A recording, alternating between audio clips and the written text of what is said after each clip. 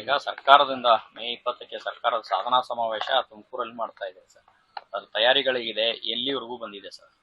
ಇಲ್ಲ, ನಮಗೆ ಕಂದಾಯ ಇಲಾಖೆಯಿಂದ ಇಡೀ ರಾಜ್ಯದಲ್ಲಿ ಭೌತಿಕಾತೆ, ಹಕ್ಕುಪತ್ರ, ಆಮೇಲೆ ಈ ಕಂದಾಯ ಗ್ರಾಮಗಳು, ಇದನ್ನೆಲ್ಲ ನಾವು ತೀರ್ಮಾನಗಳು ಮಾಡಿ ಲಕ್ಷಾಂತರ ಜನರಿಗೆ ಹಕ್ಕುಪತ್ರವನ್ನು ಕೊಡ್ತಾ ಇದ್ದಾರೆ.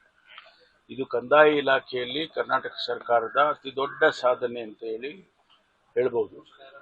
ಅದರ ಮುಂದುವರಿದ ಭಾಗ ತುಮಕೂರಿನಲ್ಲಿ ಸುಮಾರು 1,40,000 ಜನರಿಗೆ ನಾವು ಈಗ ಹಕ್ಕುಪತ್ರಗಳನ್ನು ಕೊಡ್ತಕ್ಕಂಥ ಕಾರ್ಯಕ್ರಮವನ್ನು ಮಾಡಿಕೊಂಡಿದ್ದೆವು.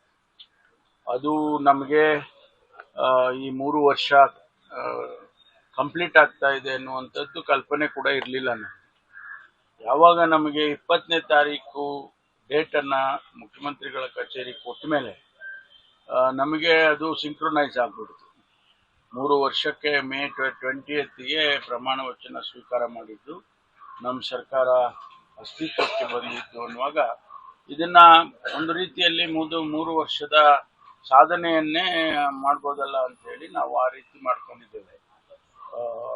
ಸಾಧನೆಗಿನ್ನ ಹೆಚ್ಚಾಗಿ ನಮ್ಮ ಕಂದಾಯ ಇಲಾಖೆ ಕಾರ್ಯಕ್ರಮ ಮುಖ್ಯವಾಗಿ ನಡೆಯುತ್ತೆ ಸರ್. ತಾವು ಕೂಡ ಪ್ರಣಾಳಿಕೆ ಸಮಿತಿ ಅಧ್ಯಕ್ಷರಾಗಿದ್ದೀರಿ. ಸರ್ಕಾರ ಒಂದು 3 ವರ್ಷ ಆಯ್ತಾ ಬಂತು. ಪ್ರಣಾಳಿಕೆಯಲ್ಲಿ ಎಷ್ಟು ಘೋಷಣೆ ಮಾಡಿದ್ರು ಅಷ್ಟು ಪ್ರಣಾಳಿಕೆಯಲ್ಲಿ ಭರವಸೆಗಳು ಈಡೇರಿದೆಯಾ ಸರ್? ಇಲ್ಲ, ಈಗ ಮೋರ್ ದೆನ್ 50% ಆಗಿದೆ.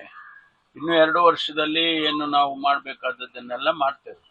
ಹಾಗಾಗಿ ಈಗ ಅದಕ್ಕೂ ಕೂಡ ಒಂದು ರಿವ್ಯೂ ಮಾಡ್ತಕ್ಕಂಥದ್ದು ಅವಶ್ಯಕತೆ ಇದೆ. ಅದನ್ನ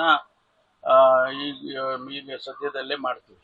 ಸರ್, ಕೇರಳದಲ್ಲಿ ಸರ್ ಈಗ ಇದು ತಮಿಳುನಾಡಲ್ಲಿ ಕುದುರೆ ವ್ಯಾಪಾರ ಶುರುವಾಗಿದೆ ಸರ್. ನಿಮ್ಮ ಶಾಸಕರನ್ನೆಲ್ಲ ಕೂಡ ಬೈ ಮಾಡೋದಕ್ಕೆ ಮುಂದಾಗಿದ್ದಾರೆ ಅಂತ ಏನೋ ರೆಸಾರ್ಟ್ ಕಡೆ ಶಿಫ್ಟ್ ಮಾಡಿದ್ರು ಸರ್. ನಿಮ್ಗೆ ಏನಾದ್ರು ಮಾಹಿತಿ ಇಲ್ಲ?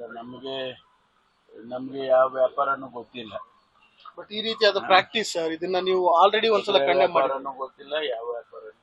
ನಮ್ಮ ಕಾರ್ಯಕ್ರಮಗಳನ್ನು ನೀವು ನೋಡ್ತಾ ಇದ್ರೆ ನಮ್ಮ ಚಾನೆಲ್ ಅನ್ನ ಸಬ್ಸ್ಕ್ರೈಬ್ ಮಾಡಿ, ಪಕ್ಕದ ಬೆಲ್ ಐಕಾನ್ ಒತ್ತಿ ನಮ್ಮನ್ನ ಬೆಂಬಲಿಸಿ. ಹಾಗೆ ನಮ್ಮ ಕಾರ್ಯಕ್ರಮಗಳನ್ನ ಲೈಕ್ ಮಾಡಿ, ಕಮೆಂಟ್ ಮಾಡಿ, ಅದನ್ನ ಬೇರೆಯವರಿಗೂ ವಾಟ್ಸ್ಆಪ್ ಮೂಲಕ ಶೇರ್ ಮಾಡಿ. ನೀವು ಹೀಗೆ ಮಾಡಿದಾಗ ನಮ್ಮ ಚಾನೆಲ್ ಇನ್ನಷ್ಟು ಮತ್ತಷ್ಟು ಜನರಿಗೆ ತಲುಪಲು ನೀವು ನಮ್ಮೊಂದಿಗೆ ಸಹಕರಿಸಿದ ಹಾಗಾಗುತ್ತೆ. ಇದು ನೀವು ಯಾವುದೇ ಖರ್ಚಿಲ್ಲದೆ ಕೆಲವೇ ಸೆಕೆಂಡುಗಳಲ್ಲಿ ನೀಡಬಹುದಾದ ಸಹಕಾರ. ಧನ್ಯವಾದಗಳು.